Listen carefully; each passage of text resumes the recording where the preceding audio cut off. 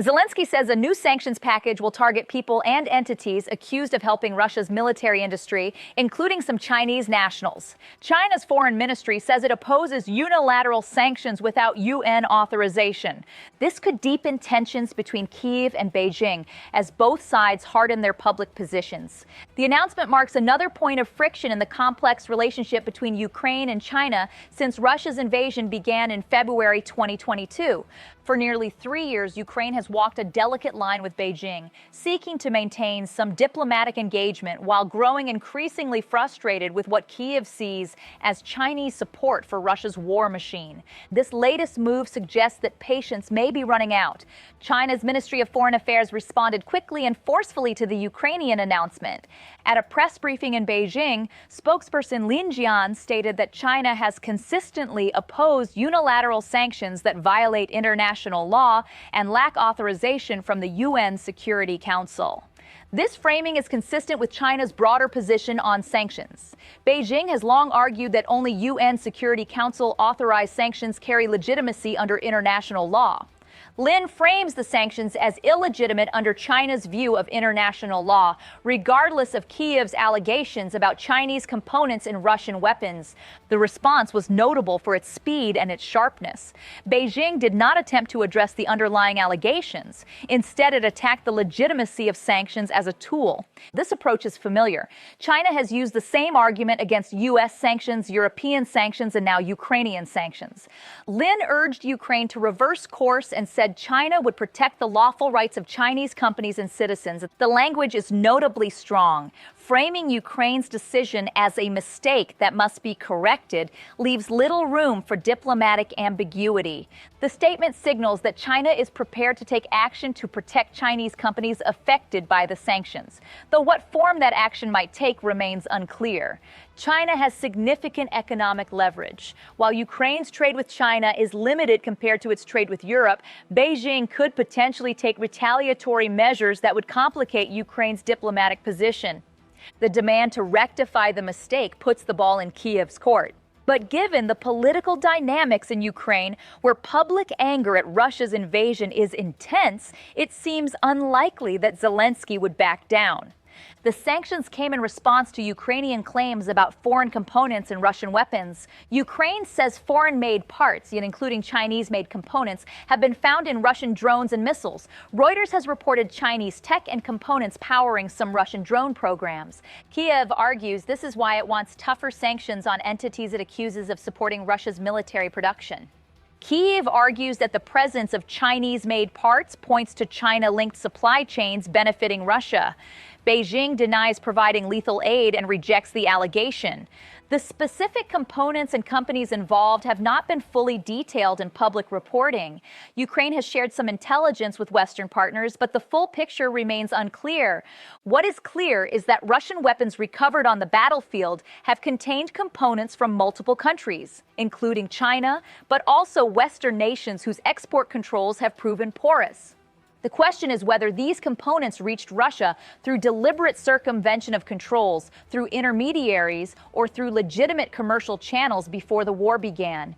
Beijing has repeatedly stated that it strictly controls the export of dual-use items, products with both civilian and military applications. At a foreign ministry briefing, spokesperson Guo Jiakun described rare earth export controls as a normal, internationally used practice and said they target no specific country. Guo stated that China conducts export controls on rare earth-related items in accordance with laws and regulations, and that the Chinese government will promptly approve all compliant export applications for civilian use. Critics argue that Chinese components continue to find their way into Russian military equipment despite these claimed controls. The challenge is enforcement.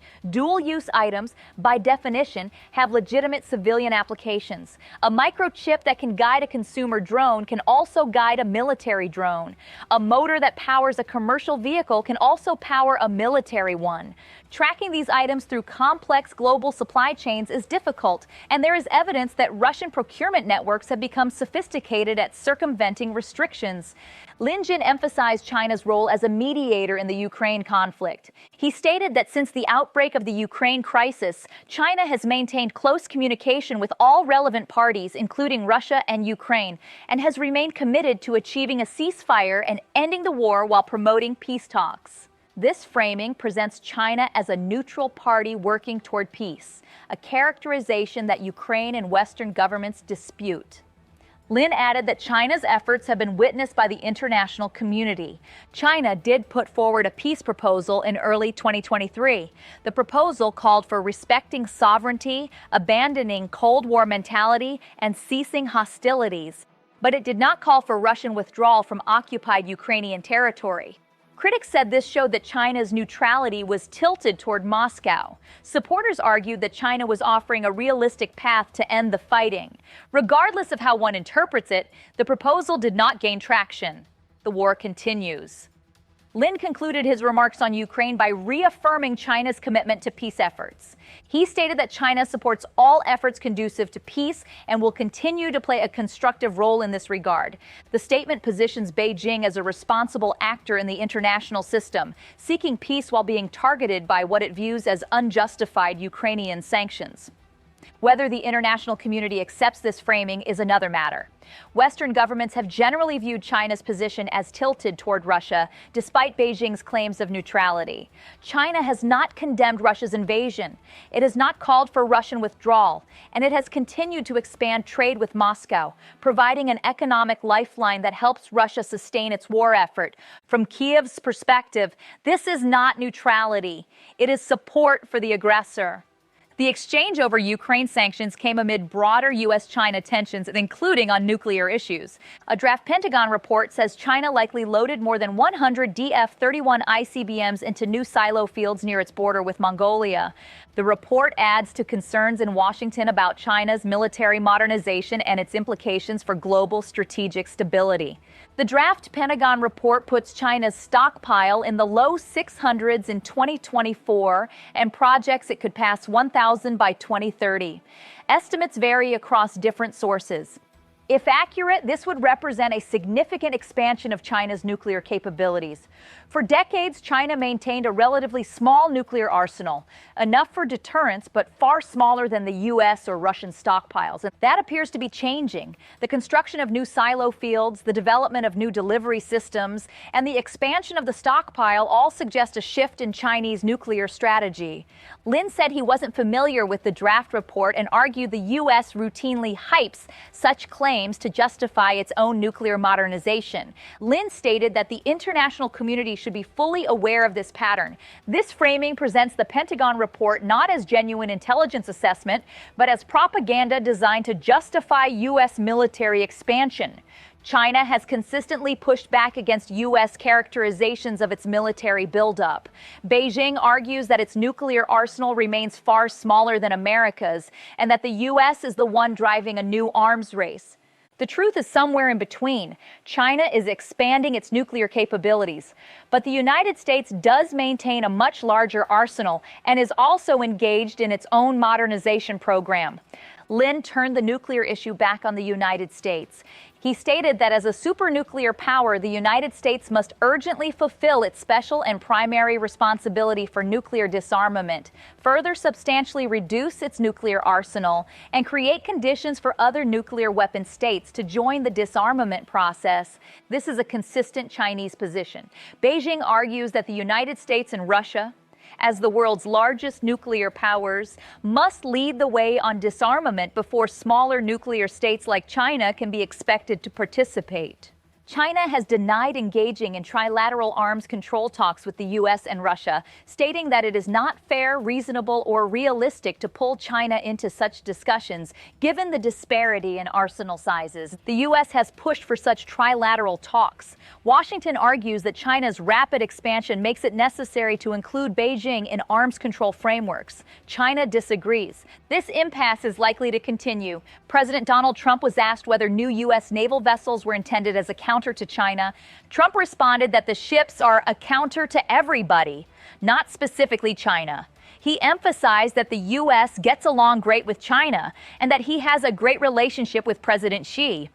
The comments suggest Trump is seeking to avoid framing U.S. military expansion as specifically targeting China, even as U.S. military planning increasingly focuses on potential conflict with Beijing.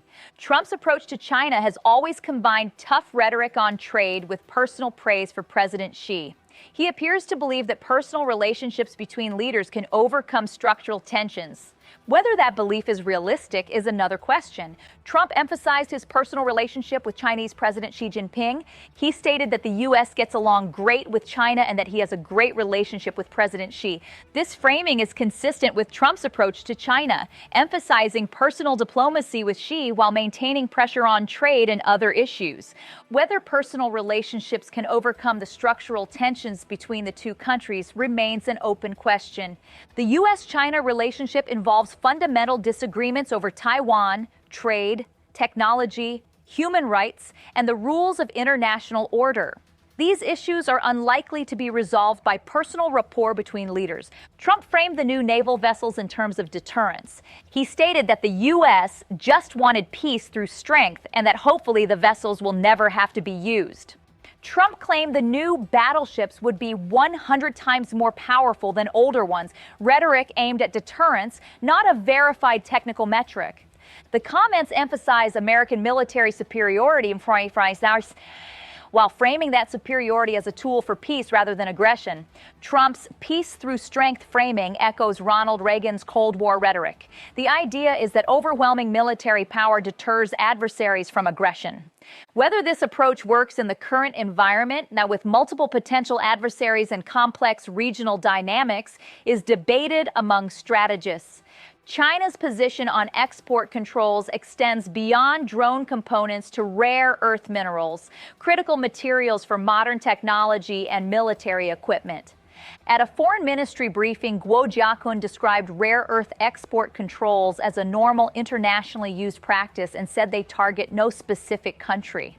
He added that the Chinese government will promptly approve all compliant export applications for civilian use. The statement suggests China will not use rare earth export restrictions as a geopolitical weapon, though critics note that Chinese export controls have previously been used to pressure other countries.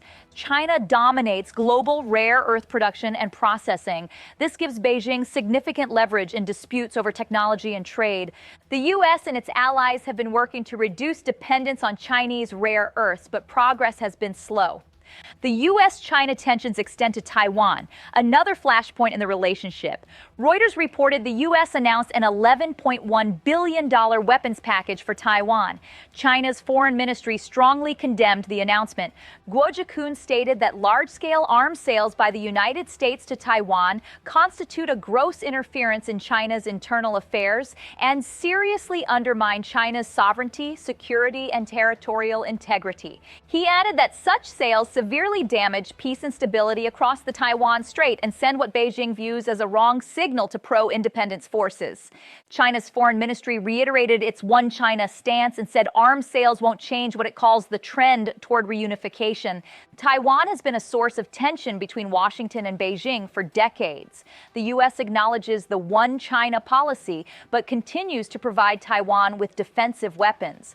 China views this as interference in its internal affairs. Taiwan views it as essential to its security. At a separate briefing, China's foreign ministry also addressed reports about Japan and nuclear weapons. Guo Jiakun stated that if reports about Japanese officials suggesting Japan needs nuclear weapons are true, the situation is extremely serious and exposes the dangerous scheme of certain individuals in Japan to breach international law and acquire nuclear weapons. He added that China and the international community must be highly vigilant and seriously concerned. Guo stated that Japan must deeply reflect on its historical crimes, abide by international law and its own constitution, cease seeking excuses for military expansion, and stop testing the bottom line of international justice on the issue of nuclear armament. This year marks the 80th anniversary of the end of World War II, a conflict in which Japan's militarism devastated much of Asia. China is particularly sensitive to any suggestion of Japanese rearmament, given the history between the two countries. The exchange between Beijing and Kyiv over sanctions adds another dimension to an already complex geopolitical landscape. For Ukraine, the presence of Chinese components in Russian weapons suggests China-linked supply chains are benefiting Russia. The sanctions are an attempt to impose costs on entities Kyiv accuses of supporting Russia's war effort. For China, the sanctions represent an unjustified attack on Chinese business interests and a violation of international law as Beijing interprets it. Lin's demand that Ukraine reverse course signals that Beijing is not willing to accept these measures quietly. For the United States, the situation presents both opportunities and challenges. Washington has long sought to convince China to distance itself from Russia. Ukraine's sanctions align with that goal. But the broader U.S.-China relationship, including tensions over Taiwan, trade, and military competition, complicates any simple alignment. The draft Pentagon report on Chinese ICBMs, China's response dismissing it as hype, and Trump's comments about new naval vessels all underscore the underlying strategic competition between Washington and Beijing. Whether these tensions can be managed or whether they will escalate further remains the central question in great power relations today. For now, China has urged Ukraine to reverse its sanctions. Ukraine shows no sign of doing so, and the war continues, with questions about Chinese involvement becoming increasingly difficult to avoid. The coming months will test whether diplomatic channels can manage these tensions or whether they will continue to escalate.